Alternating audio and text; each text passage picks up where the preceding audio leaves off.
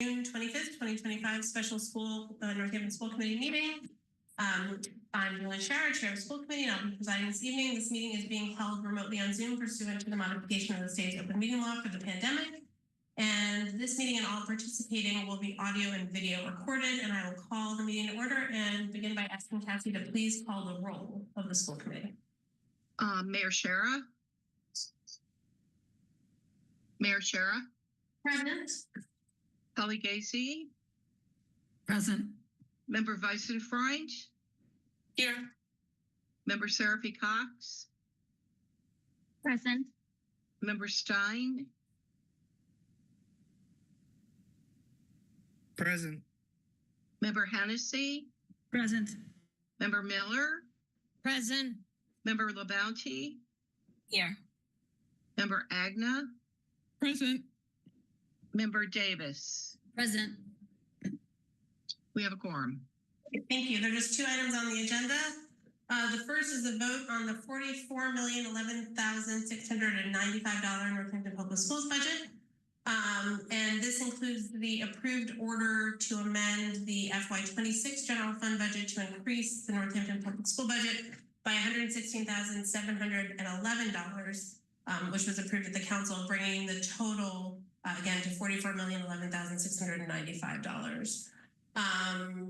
According to the charter, due to section 7.4, due to the failure of the city council to take action on what's the consolidated budget submitted by the mayor on May 16th, 2025, and amended on June 18th, 2025 to increase the budget again by $116,711. Within the 45 days after receipt thereof, it takes effect on July 1st.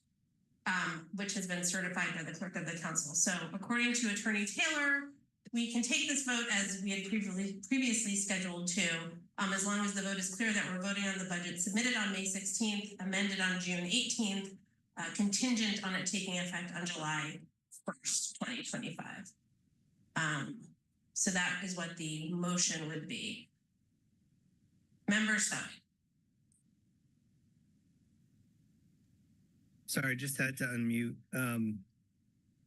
I have just to start a question about what the motion may be. So I understand that this is the amended amount from that order that was passed and the amount that's included in your city FY26 budget, which will come into effect in July, right? So there's that contingency. But my question really is, we're voting on a line item budget, and the line item budget is not in that amount, right? So the actual budget in front of us that we've been given to vote on is actually for $48,839,176, because it includes the other category, which is embedded and partially broken up line item part of what was presented to us by Bobby. So I would just say that I think whatever motion passes, if we do make a motion to approve this budget, we do it for the full amount of the actual fiscal year budget, not just the portion that we're getting that's Chapter 70 and from city revenues, which is that smaller amount, right? Because we're voting on how we want this money spent, not just a dollar figure, right? So I just wanted to put that out there as I think what we should do. Okay, and Bobby, do you have that amount with all of the elements built in? You're muted. Oh, Bobby, where are you going, Kathy? There you go. I think no one else going to get a chance. I got it now. Somebody did it. So no, can you just, Member Stein, can you tell me what you're referring to exactly? Sure. Yes. So in the preliminary FY26 budget that you supplied to us yesterday afternoon, when we go down to the bottom of page 21, gotcha. Right, we see FY26 school committee preliminary budget, and that's $44,011,695. And then we also have the FY26 other funding category, which is 4,827,481. And what I'm suggesting is that since we are voting on a line item budget, and because other funding is almost $5 million of our operating budget, and a number of these items are split between the FY26 committee preliminary budget and the other funding budget, that whatever we pass should be for the total fiscal year budget amount, which based on my math of the two FY26 columns, right, the 44,011,695 and the 4,827,481 gives us a total fiscal year budget in front of us tonight of $48,839,176. Yep. That's what I thought. I just wanted to confirm that. So thank you. Okay. Is there a motion to, so again, it would be a motion to approve the FY26 budget as submitted on May 16th, amended on June 18th, contingent on it taking effect on July 1st, 2025 for the total of, and it's $48,839,176. Member Vasquez. I'm not ready to make a motion, but I did want to make a comment. I reviewed the budget, fairly closely today, and as you know, I submitted a few questions to you all, and thank you, Bobby, for your quick and clarifying answers. I just wanted to note that the superintendent's proposed raise, we should leave as a placeholder until the eval is completed. The performance eval is completed as per previous discussions. Okay, thank you. Any other discussion? Anyone who hasn't spoken yet? Okay, Member Stein. Yeah, I had a number of questions. Maybe I'll just put them out on the table since there's not other hands up right now. First is I'm trying to get a handle on what changes have occurred to the reductions list we were last presented with. So as I remember it, we were presented with 3 budgets back in April. The committee voted for the strong budget. And what we have gotten is between the 4% original and the level services budget. And based on that, we were presented a cut list that I think totaled about 4.5 FTE eliminations, and they were very specific. I know since then we've added some money back for the gardening program and for some educators at the high school, at least theoretically, right, until we vote for these. But I don't know where we currently stand on what's been put in front of us in terms of what we are losing in terms of services from last year to this year. And I don't understand also what we're adding. So I know we are going through a special education sub-separate program launch in the fall. And there was language in the original budget proposal we looked at about what would and would not be possible at various budget levels, what would be included, what wouldn't be included. And we haven't really received any details of how that's reflected in this budget. So there's another question. Third question really is what we're doing to address things for those incoming ninth graders, rising ninth graders, to support them. I know we are going to be asked to pass a measure to get 2 special education teachers from the Special Education Stabilization Fund. I'm not sure if that's part of it. I'm also curious about some of the percent increases for non-unit personnel that I see in this budget.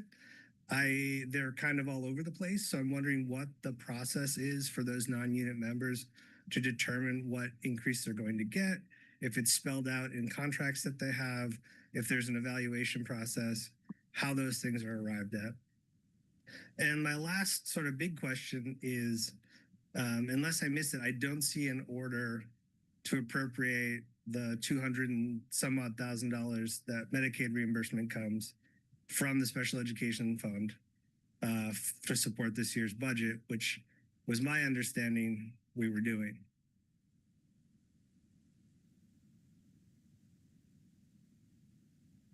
So I guess probably the first four are for the superintendent. So Bobby, you could chime in. So I'm going to take you all through. If you would please pull out the forms in terms of what was reduced. If you have that, otherwise I can pull it up on the screen. If you need that. Please pull it up if you can, Dr. Barr. Yeah, give me a second, please.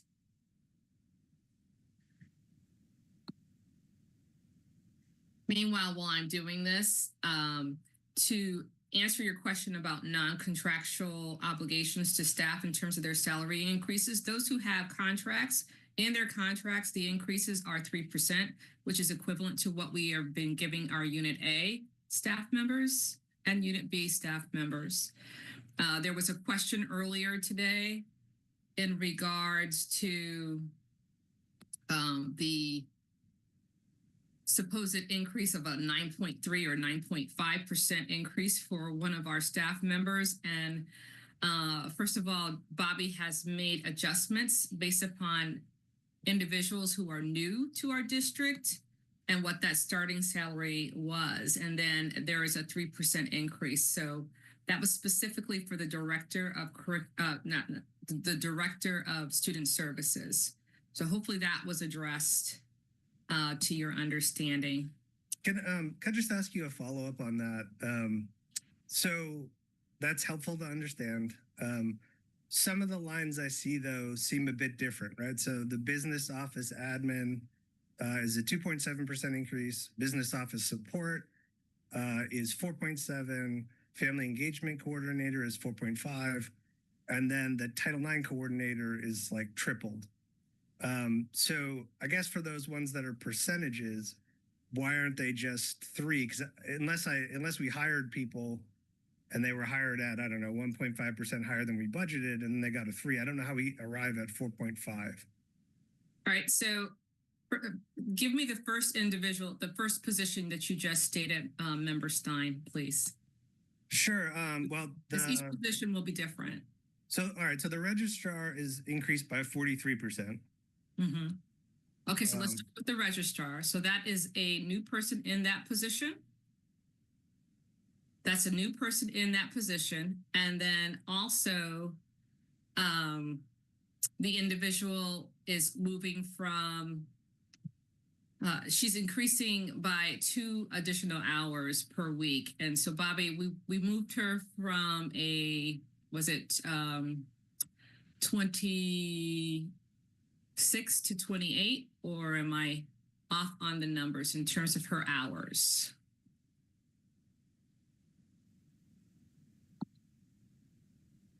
Bobby?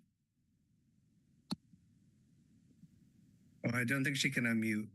Hold on, I'm working on that. And I'm going to share my screen. All right, and I won't mute again so we don't run into that problem. Sorry.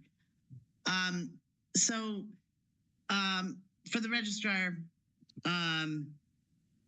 that is correct. She went from 28 to 30 hours. Okay, so it was 20. I couldn't remember which number, but I knew she increased her hours. So that encompasses the increase to her salary and her rate. It also encompasses the additional hours. And this is a new person who's in that position. So we had to compensate for the change in the salary for the individual. What was the next position that you asked about? It was the business office admin. Okay. 2.7%.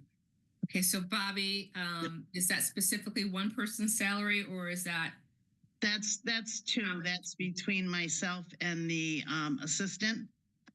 And it really is, at this point, a 3% increase.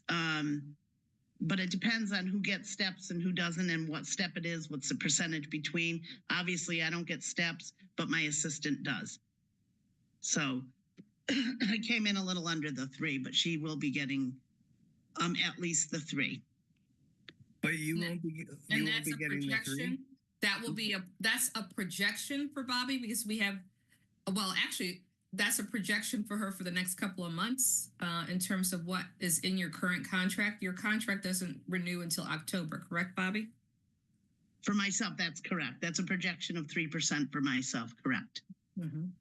Mm-hmm. Okay, who's the next person on your list, Member Stein? Business office support up to 4.7%.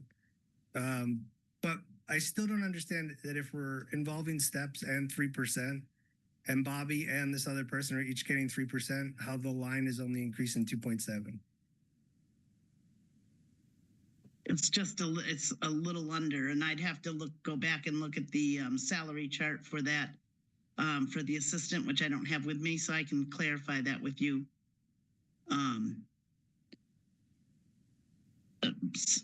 I'll have to clarify that with you, actually. Okay, thanks. All right, what's the next position, Member Stein? The business office support, 4.7%.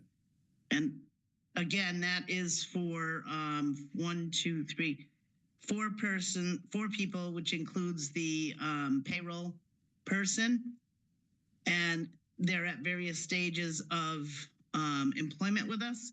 So that would then depend on steps, but they also get the 3% is what's in there as anticipated. But depending on how the ratified contract ends up, it could be more than that.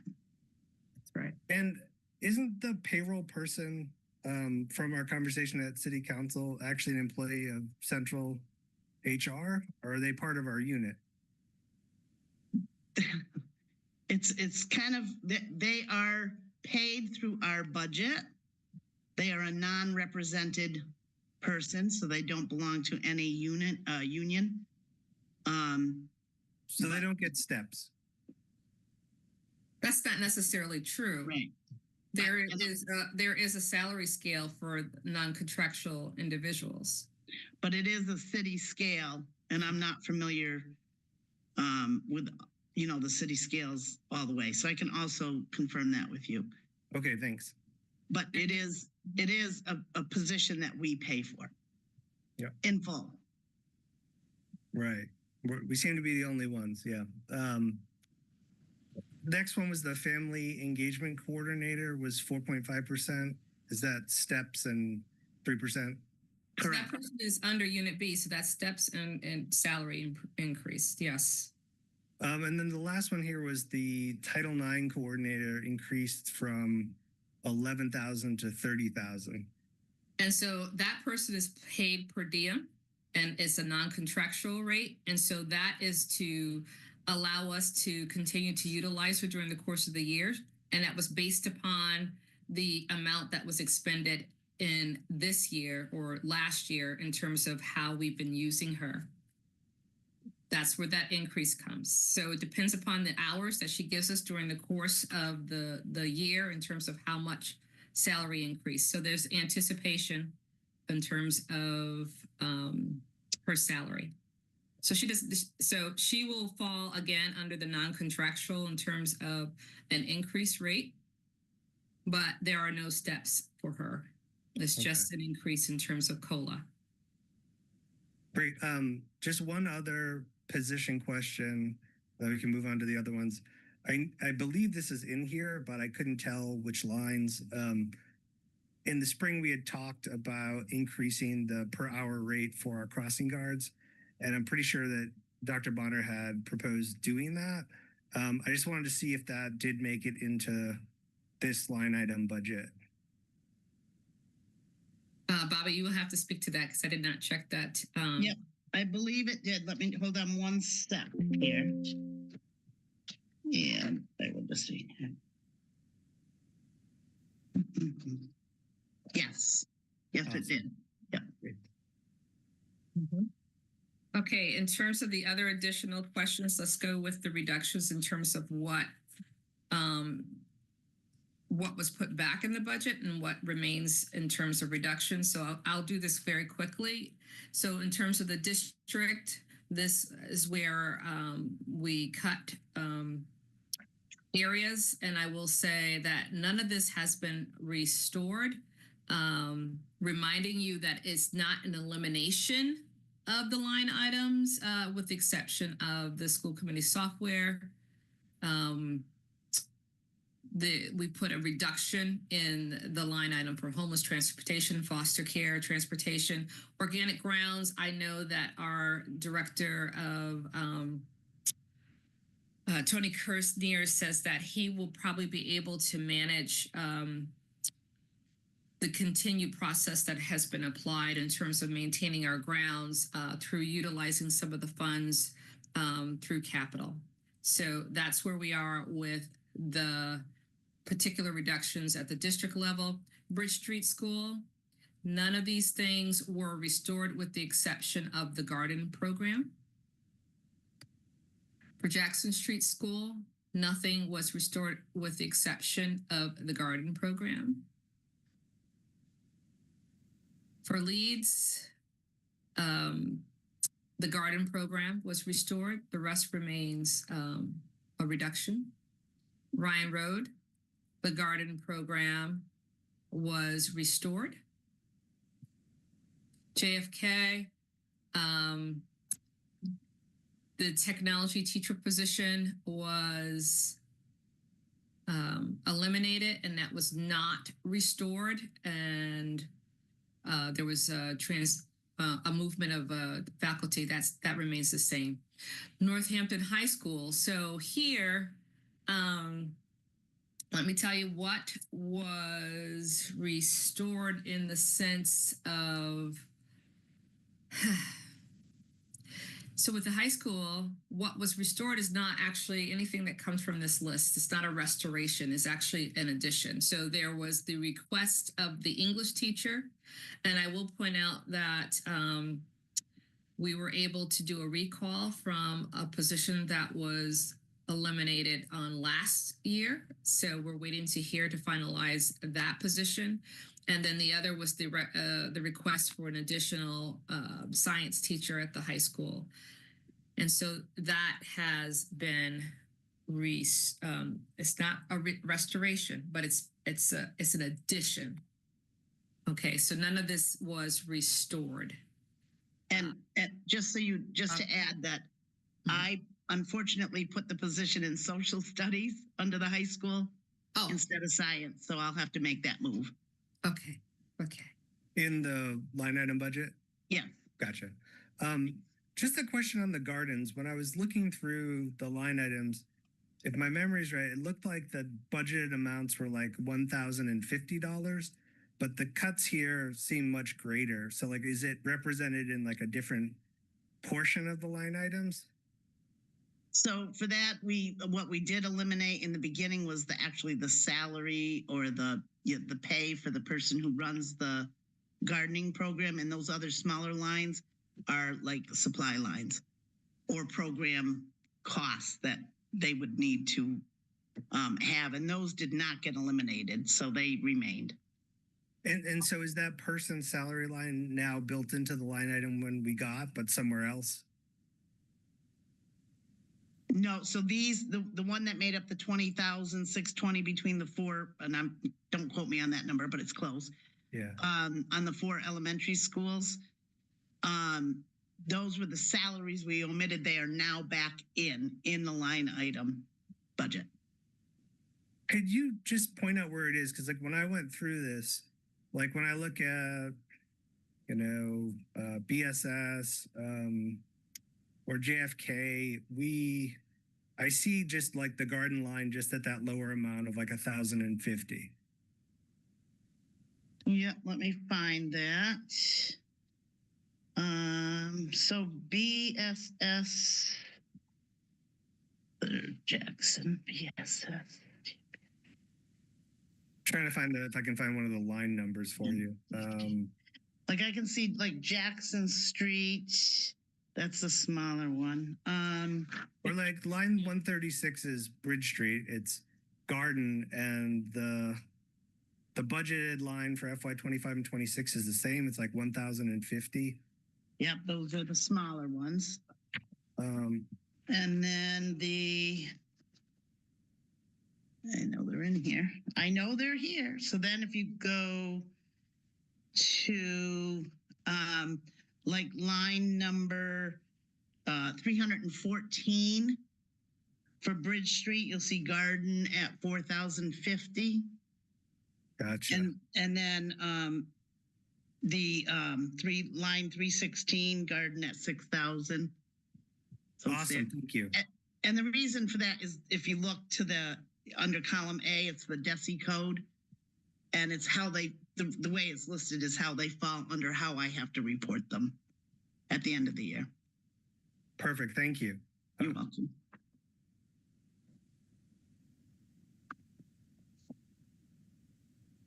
Or I can answer the Medicaid reimbursement question if that's the only remaining question. There's still a question about the incoming ninth graders and then the sub-separate programs, but whatever order makes sense to you, Chair, is fine with me. Okay, I'll just jump in. So the $209,175 is built into the order for the general fund budget. So it's named in the order. And is it coming from the Special Education Stabilization Fund? Yes. Okay, great. Thank you. As is and also the Smith gift, the $166,666 is also named in that general fund budget order. Thank you. As to answer the incoming ninth grade students, a small cohort of about 20 plus students who have been identified in needing interventions in reading. Those students have been, we are aware of those students in terms of their needs, but we are working around not only providing professional development for our ninth grade staff, but there will be a more of a push-in type model to assist. And then also we're looking at a potential model where students can come and get supports. And so that comes with utilizing the additional special ed teacher that we're requesting at the high school level. And all those children are not necessarily special ed. So this person will actually be working with students who just have some issues in terms of fluency or decoding or whatever that has been identified in terms of their needs. As in terms of the substantial separate programming, so I know that Director Holloway has been working steadily with his department, with his team, with a cohort of individuals who have helped to put together individual teams at each of the elementary schools to restore one of the programs in terms of dealing with students who may have neurodivergent needs. And so we are online for those programs to actually roll out in the fall. We have the staffing, according to the director, that we need to be able to do that efficiently and effectively. We do have some vacancies that we're trying to fill, particularly the BCBA, which is incredibly important for our Bridge Street School, which would be a part of that team. And additionally, we are doing some training of our staff in terms of not only the Gillingham, but also working on some other strategies that that teachers and paras can employ to assist our students. So we are working on that. And I don't know what specific question you might have with the substantial separate program. There was a presentation on last Friday, and I am told that Matt will be doing something again later on in the summer. Just sharing with families in terms of what those programs will be looking like at each of the individual buildings. Yeah, so before I do have a question about it, but before then, regarding the rising ninth graders, is the special education position that will be assisting these students the one that was transferred to the high school, or one of the two that we're adding in this order that's being presented tonight? I cannot specifically answer that question because it depends on the qualifications of the individual who will be assigned to that. So there are two positions. There's one that's being transferred based upon the incoming population. And then there's also a new position. So I don't know how we might be using both of them to be able to address the needs, because we have to work around the schedule of the students and the block scheduling of the high school. So we could be using both, or we could be actually using there's also another person who's currently there that we hired last year, who specifically had a strong background in science that we hired. So that person also can be assisting. So it depends upon how the scheduling is done and how teachers are assigned to assist. Okay.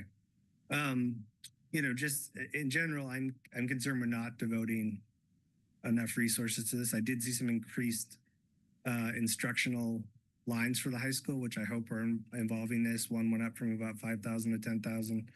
I hope we're gonna do what we need to for these kids.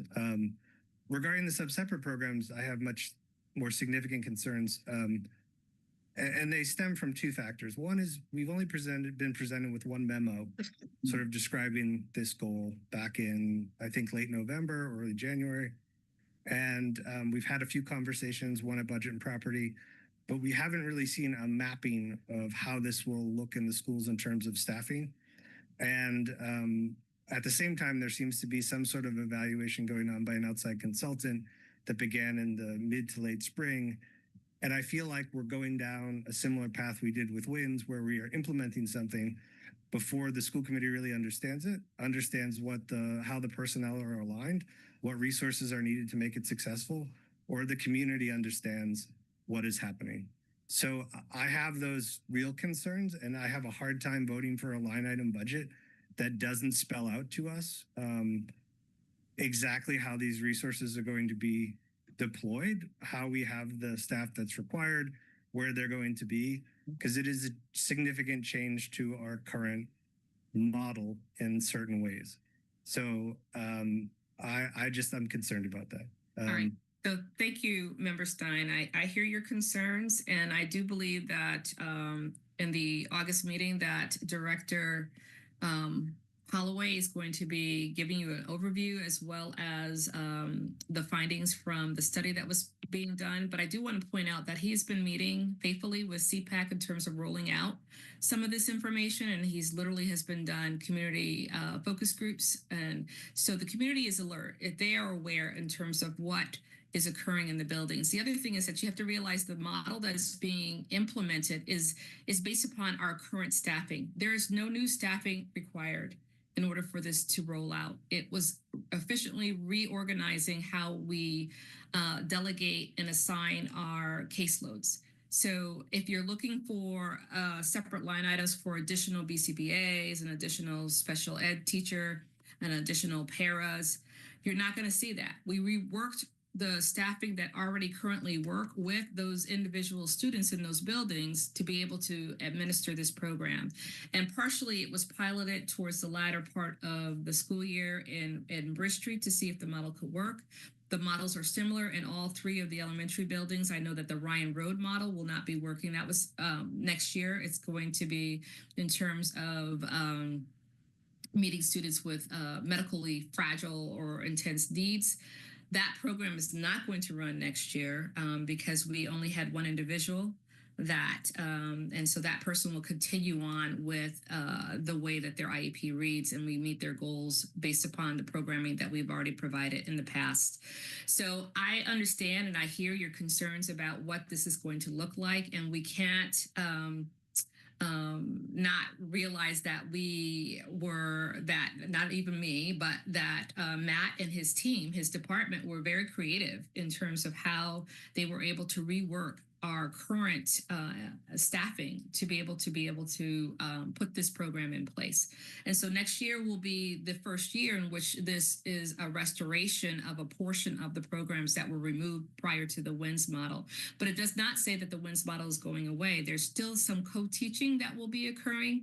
So part of that happens with our continuous professional development that we're providing for our staff. And we are hoping that these changes will actually have an effect, but we have to allow them to take place. And we have to trust that our administration staff, as well as the principals who are on board in terms of creating these programs, that it's going to work. So I just wanted to point that out to you, that you may not have been a part of some of the conversations that have occurred.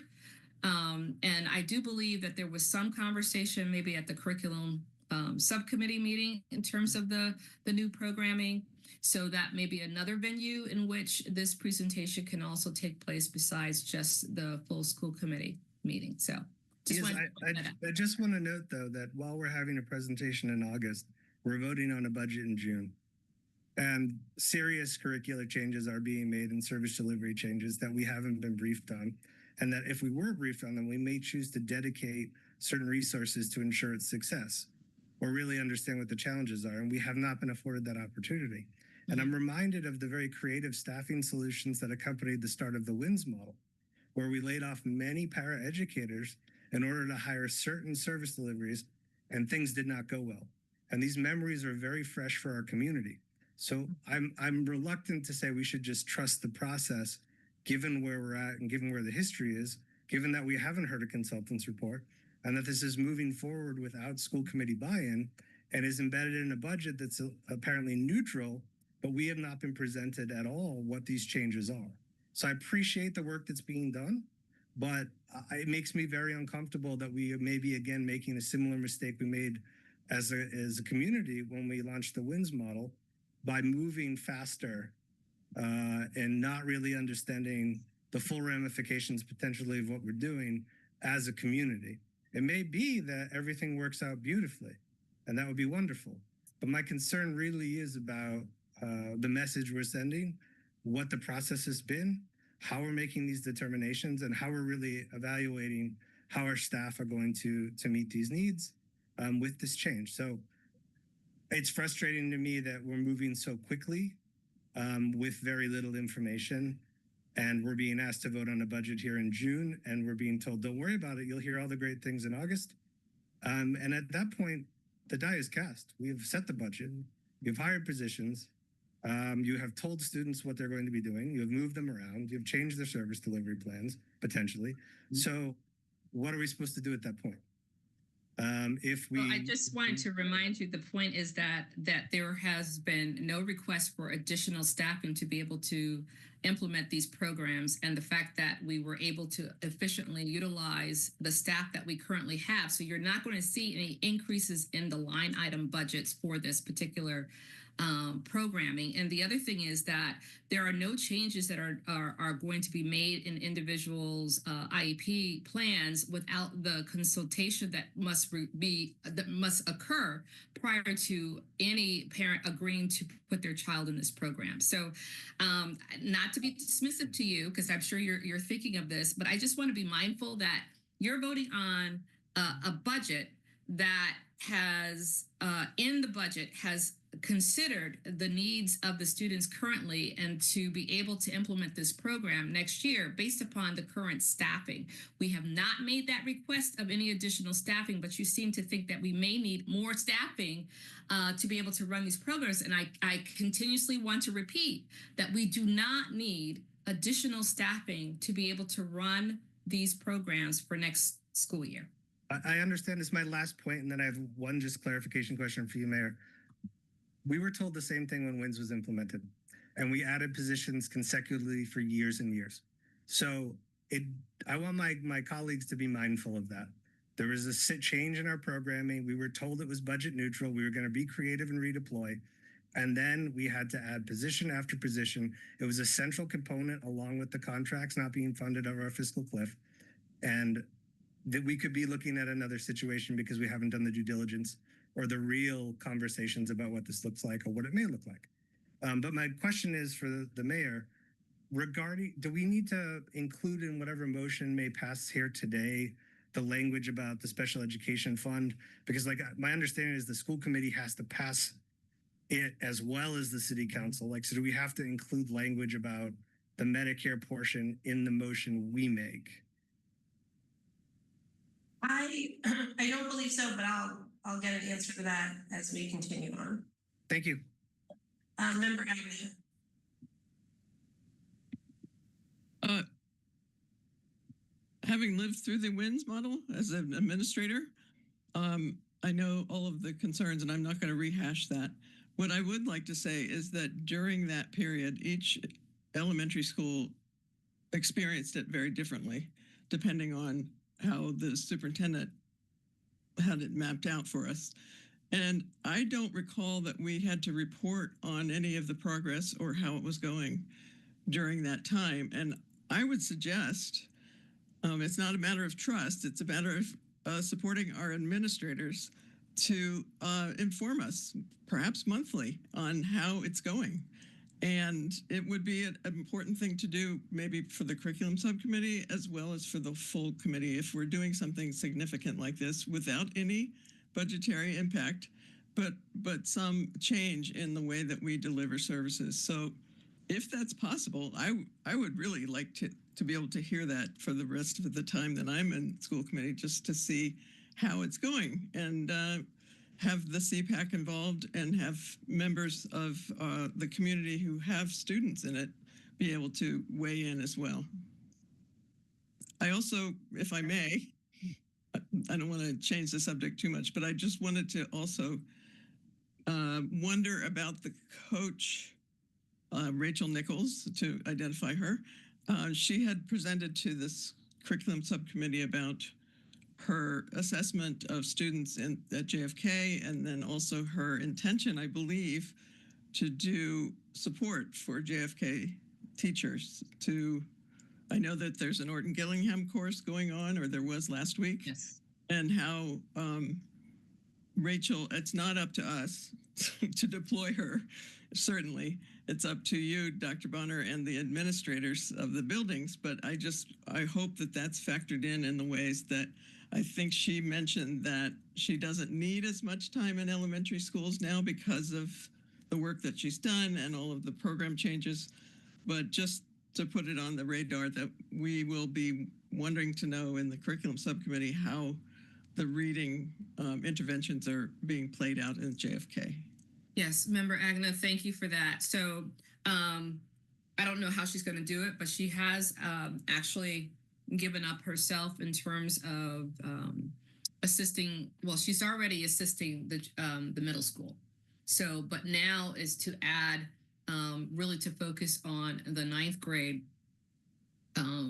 students who will be going into at the high school next year, particularly with that specific cohort, but working directly with staff who have these students in terms of giving some strategies and to work on the areas in which we've identified for each of those students that's explicit instruction to be able to help them to master and access the content areas in which they will be experiencing while they're in the high school. So yes, we are aware of that. There's work happening. And my last question is just, I noticed that the increase for the legal services is pretty significant. Is that reflecting what you would predict that we will need, or that we've needed last year? I'm just curious about that, because I know that we've had to utilize legal services, and note that it's significant, the increase, which I'm glad if it's going to cover what we need, but just if you wouldn't mind telling us a little bit about that. Bobby, you can chime in.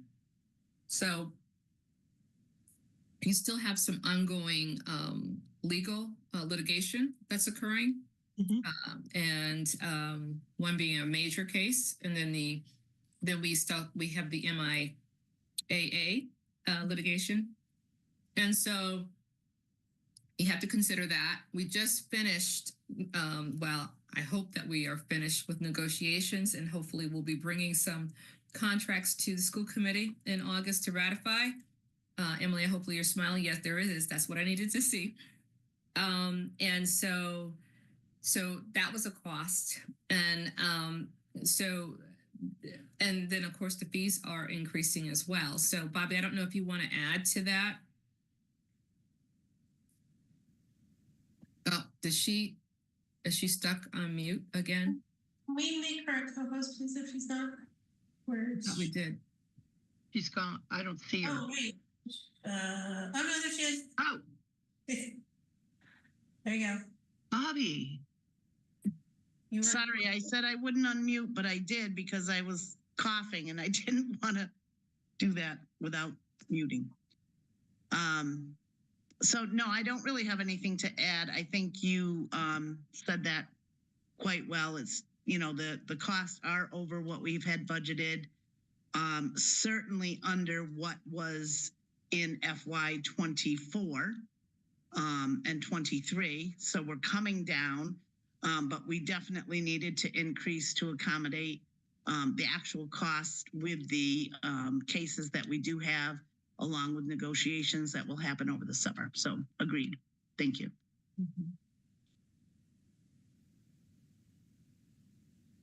Member Miller. I only wanted to add to what Member Agnes said about Rachel working with the ninth grade teachers, helping them across curriculum, so across subject areas, in helping those students that were identified. And she's going to be working with those teachers to help these students with literacy difficulties within the subject areas. So that's all I was going to add. Okay, thank you. Member Stein, to answer your question, the school committee only needs to vote on the additional expenditure, not the annual appropriation that's funded by the prior year's Medicaid reimbursement.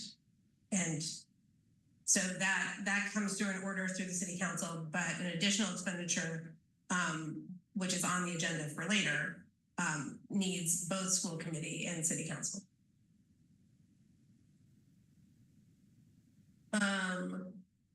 Member Hennessy. A quick question, Dr. Bonner. I was not at the CPAC meeting or the presentation by Matt Holloway, but one of my constituents was, and he had said that he did need to hire more paras. Was that within the context of we need to hire more paras just because we have open positions? Yes? It's both. So if you recall, now back in March, remember when we added some additional paras to our count and I had to give you a new budget number? That's what he was referring back to. Okay, so it's part of this budget. It's not, it's just, okay, thank you. Just a clarification.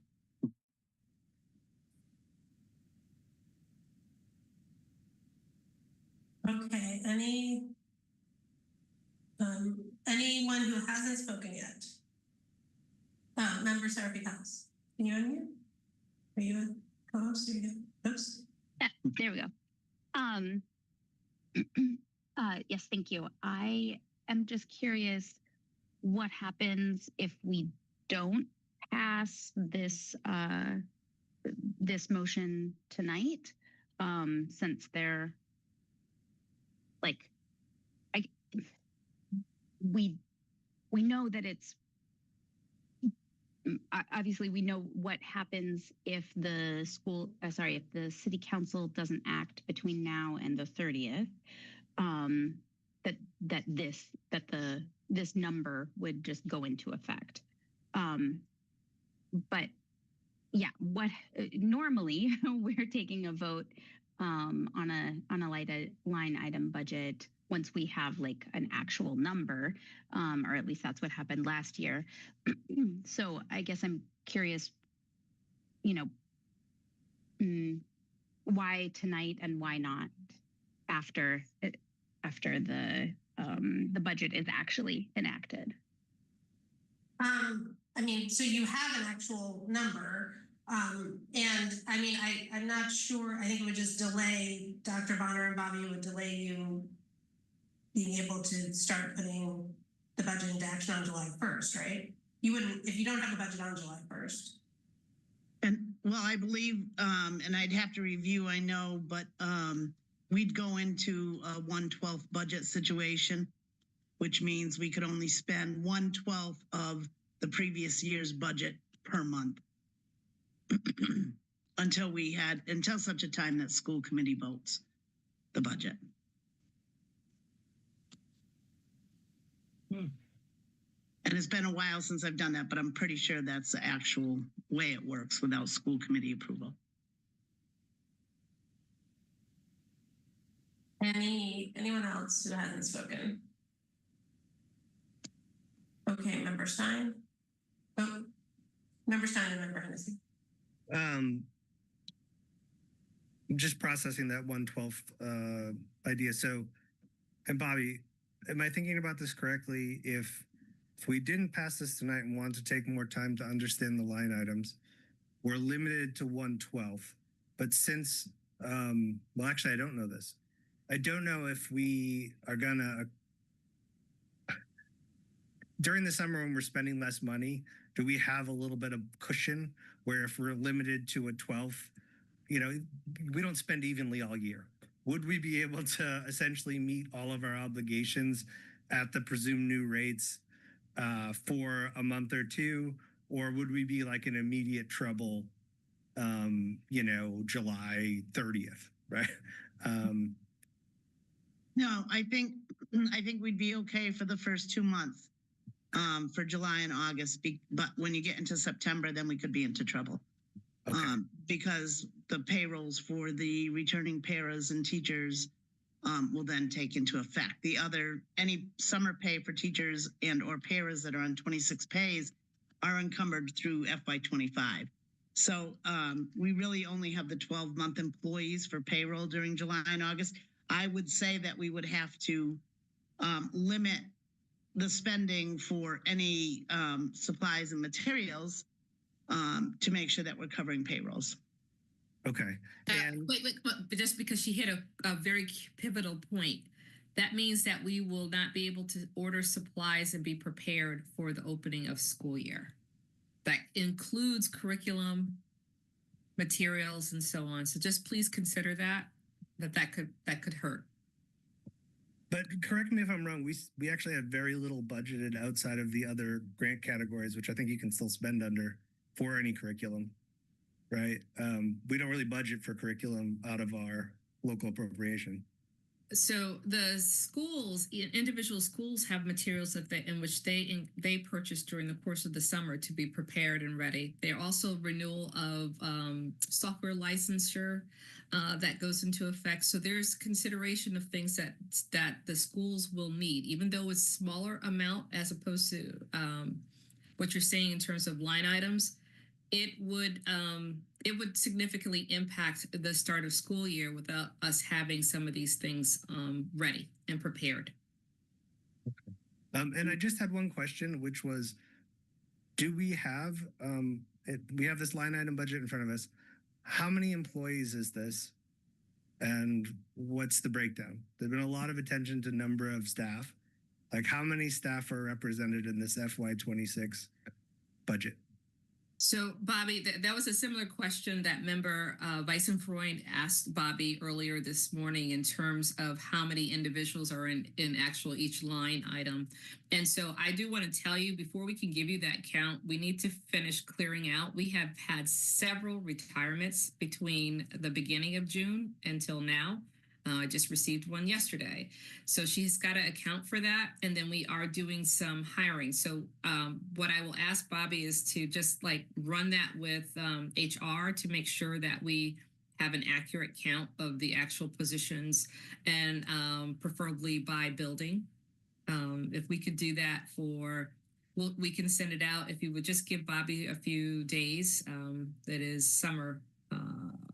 summer months, so it's kind of difficult to with people being out to try to work around the vacation time. So Bobby, do you want to add to that? Well, I'm not sure I understand exactly. He wants accurate counts of positions of each position. Oh, okay.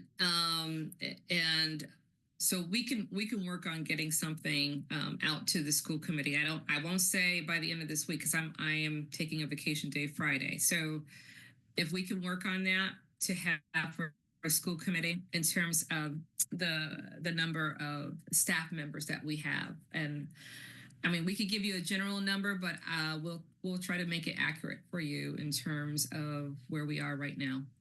And I guess just to put a finer point on it, it's the amount of staff for the positions we've budgeted for. Mm-hmm.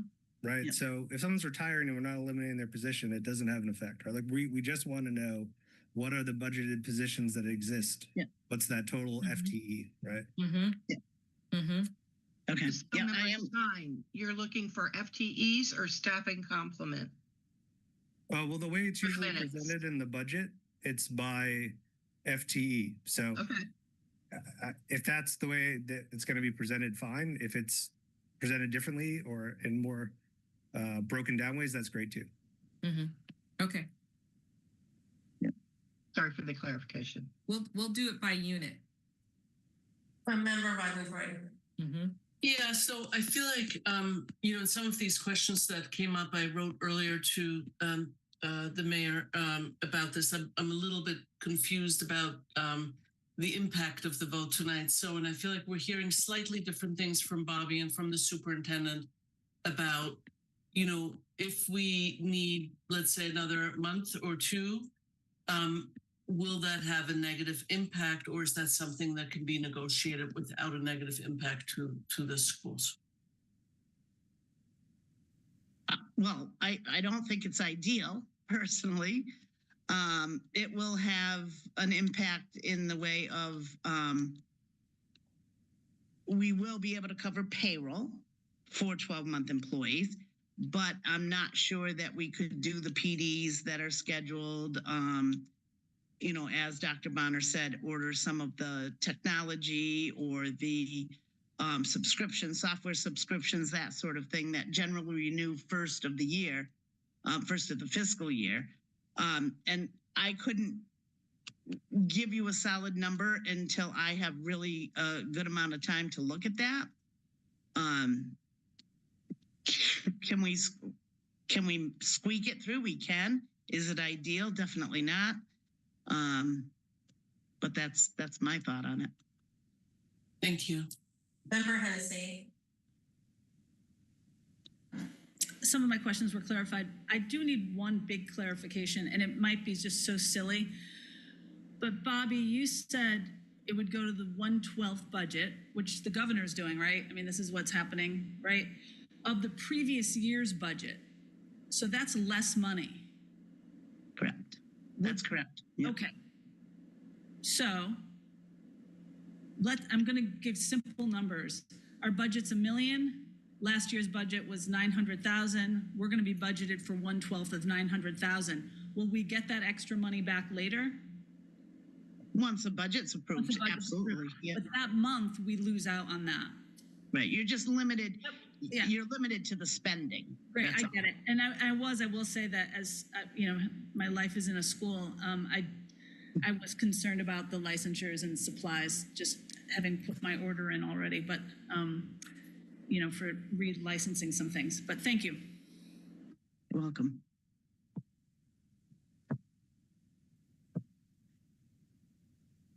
Is there any other discussion?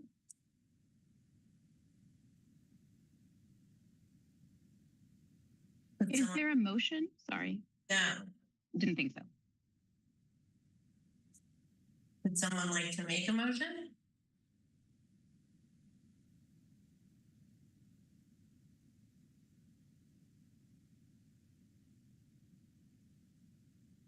I don't have the exact number to say. Oh, I wrote So it. I'd like to make a motion that we approve the budget for 2026 to the amount of $48,839,176. Okay. So which was submitted on May 16th, amended on June 18th, contingent on it taking effect on July 1st, 2025. Okay. Cassie, that's our whole my motion. Okay. And that's for the total amount, including the additional grants and stuff. Right. I will second it. Motion made by member I'll Ag second. and was seconded by member Miller, I believe. Any further discussion to the motion on the floor? Okay, seeing none, roll call please, Cassie. Member Gacy. Yes. Member Weissenfreund. Come back to me, please. Member Seraphy Cox. No. Member Stein. No. Member Hennessy. Yes.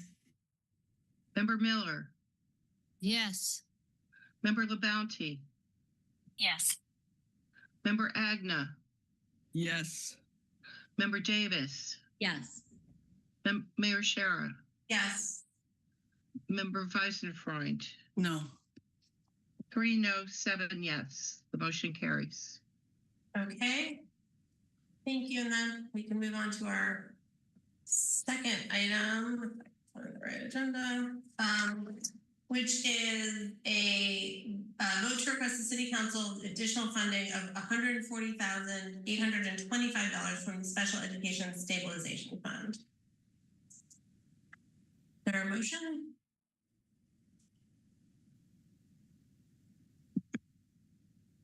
I make a motion to approve. Do I have to say that whole phrase again?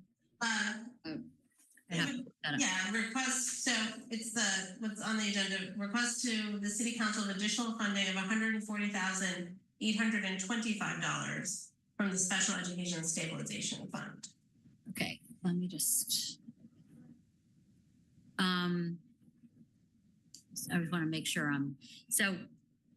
request to approve the additional funding of $140,825 from the Special Education Stabilization Fund.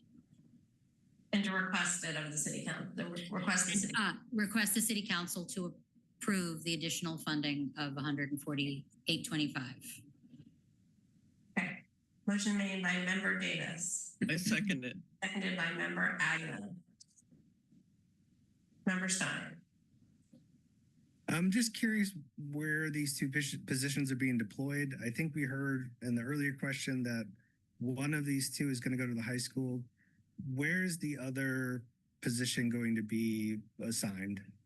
As stated before, it's Ryan Road and the high school.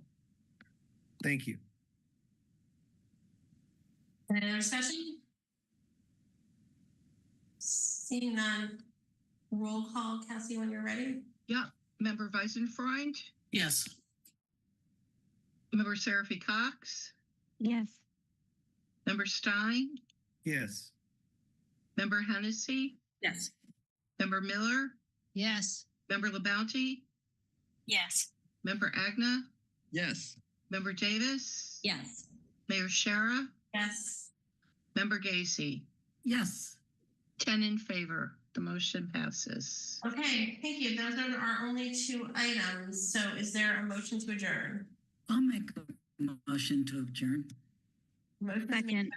by Member Gazy, I think seconded by Member Seraphy Cox. Roll call, please. Member Seraphy Cox? Yes. Member Stein? Yes.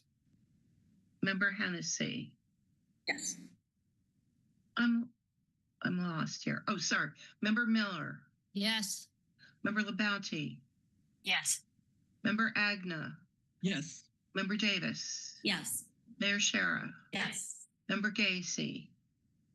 Yes. Member Weisenfreund? Yes. We're adjourned at 7:05. Okay, thanks everybody.